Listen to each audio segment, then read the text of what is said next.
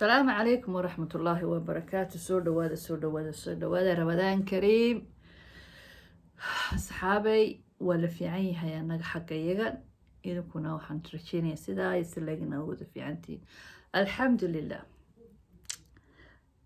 ما أنت ده وحوي وحوا سو كوكو بس كسر بلابنتي كودي رمضان الحمد لله يكودي ماش ayaa isku soo beegantay alxamdulilah.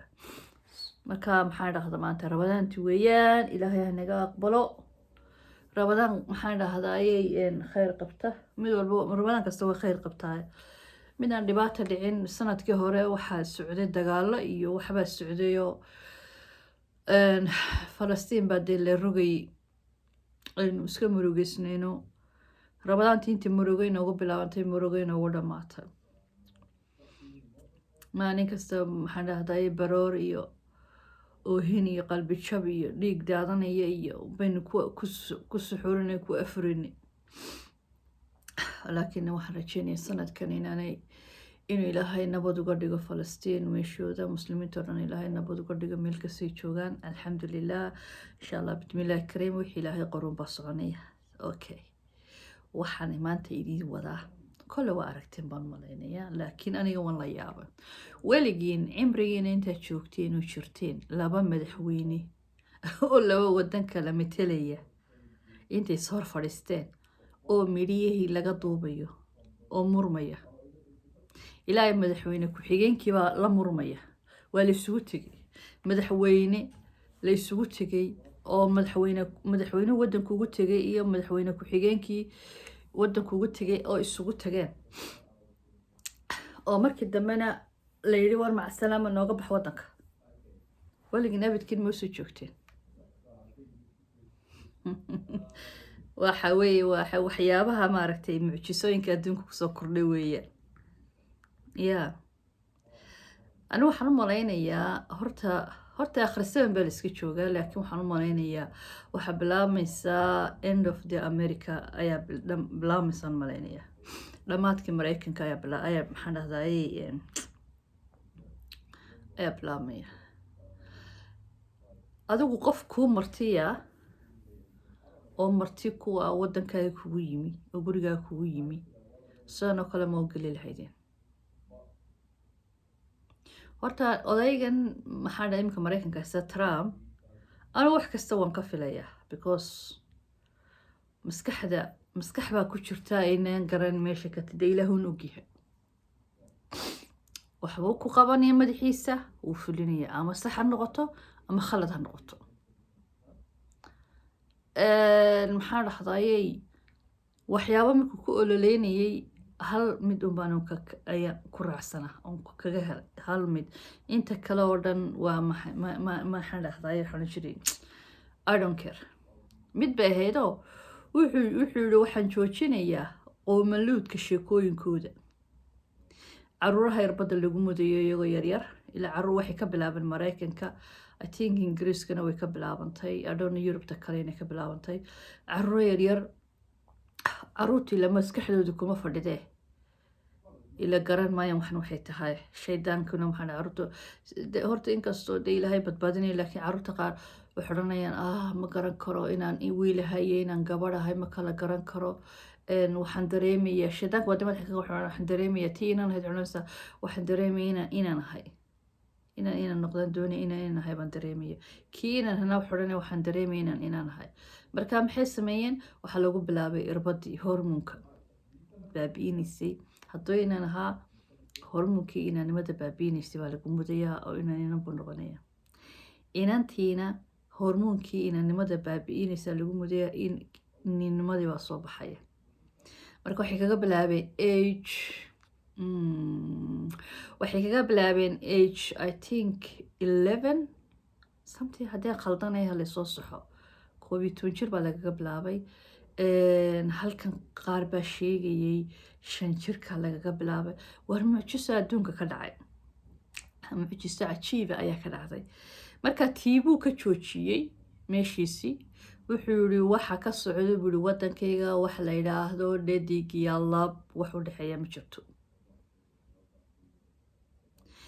irbadihii carruurta lagu mudayna waa laga joojiyo xilliyo toban joojinaya horta wuu saxeexay aad baa qoladaas loogu kacay horta alxamdulilah taa waxaan kuwan ku raacsanay inuu joojiyo laakiin waxaan kale falastiin baa raraya hebelow inkanaa tahay waxaan oo dhan yani iyo masaakiinta qaxoontiga meeshiisi tegay maalin walba soo talxiilayo waxyaabahaas oo dhan dee wadankiisi weeyaan siduu doonuu ka yeelaya laakiin waa nin dee kibray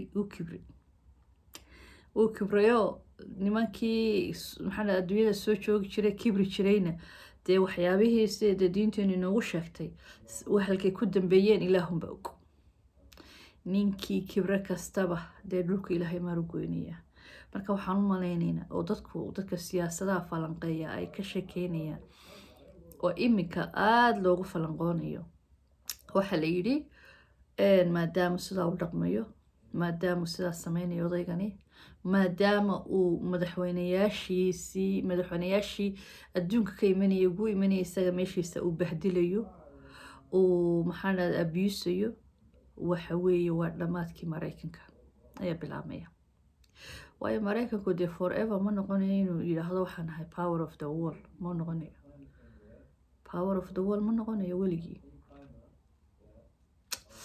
so marka dee carabo waxay la baqi jireen show halkaa luuqaha loo galaa mase halkaa lagu dhegaa lagaga soo siiya deetana markaas iyagoo le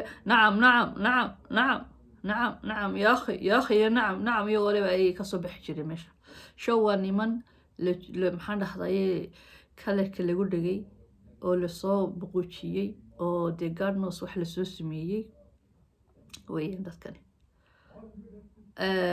marka waxa weeye ninkan sheeganaya power of the world ilaahunbaa ka weyn ilaahunbaa ka gacan sareeya ilaahayna waxbuu la damacsan yahay addoonka ilaahay wuu daajiyaa wuxuu dhaha daaq oo bal wuxuu eegaa halka limidka uu taagan yahay marka limidkiisi uu gaadho waa lagu soo dhegayaa waa lagu soo dhegaya dadna waxa weeye maca salaama marka waxba hadaleen ku daalinine waqtiga aynu taaganahay anaa kaa xoog weyn baa lagu socdaa waxa maxaan dhahdaa sharci baa wax dhigay iyo United Nations baa sharcigan dhigtay iyo hebel baa sharcigan qoray iyo waxaa waa lasoo dhaafay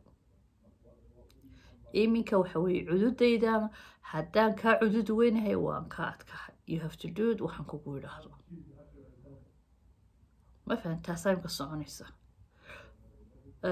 qoomkii Soomaali la odhan jirayna yaa adduunkii waxaa kaga dhaqay qoomkii Soomaali la odhan jirayna iyaga baa saa soconaya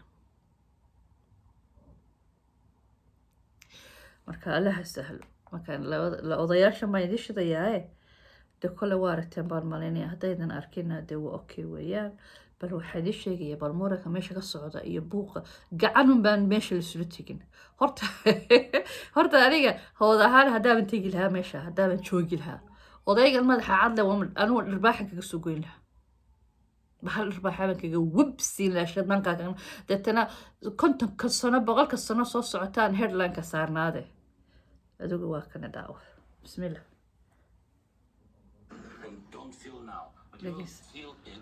in the future. God bless. God bless.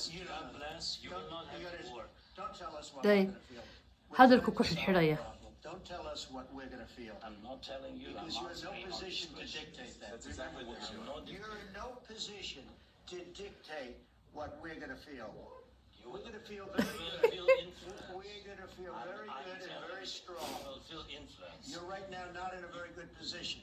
You've allowed suu bahdilay yourself to be maarta in a very bad position that he happens to be right about. From the very beginning of the war, You're not in a good position. You don't have the cards right now. With us, you start having cards. Right now, you don't have you play cards.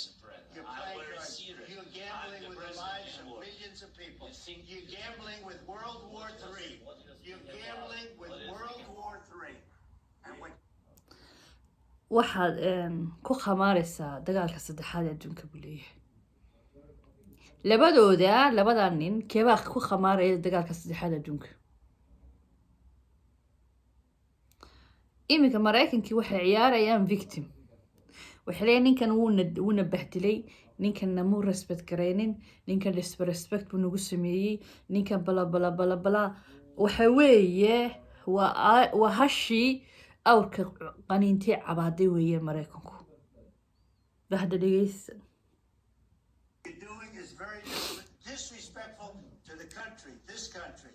I'm It's with back all to you respect to you. far more than a lot of people said they should have. Have you said thank you once this A lot entire of meeting? times. No, in this Even entire today. meeting, have you said thank Even you? today. You went to Pennsylvania and campaigned for the opposition in October. Offer some. كلا هذا waa madaxweyne ku-xigeenkii Mareykanka weeyaan wuxuu ku leeyahay mar qura ma tiraadeen waa mahadsantahay haye bal ku socda Words of appreciation for the United States of America and the president who's trying to save your country. Please, you think that if you will speak very loudly about the war, you He's can not speaking loudly. He's not speaking loudly. Your country's in big trouble. Can I Wait a answer? minute. No, Can you've I done a lot answer? of talking. Your country is in big trouble. I know. You're not I winning. know. You're not winning this. You have a damn good chance of We are coming out staying, okay because of Mr. us. President, we are staying in our country, staying strong from the very beginning. Soomaali taasuu bahdalayo wuxuu yidhi dhibaataada ku jirtaan buu yidhi you are in trouble maana ku guuleysanaysid buu waxan waa bahdilaadii tii ugu dambeysay weeyaan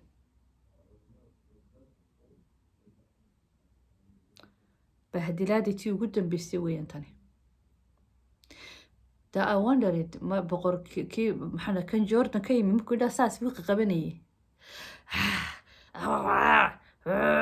هذا هي شو وحن بلا صوت السنين كانوا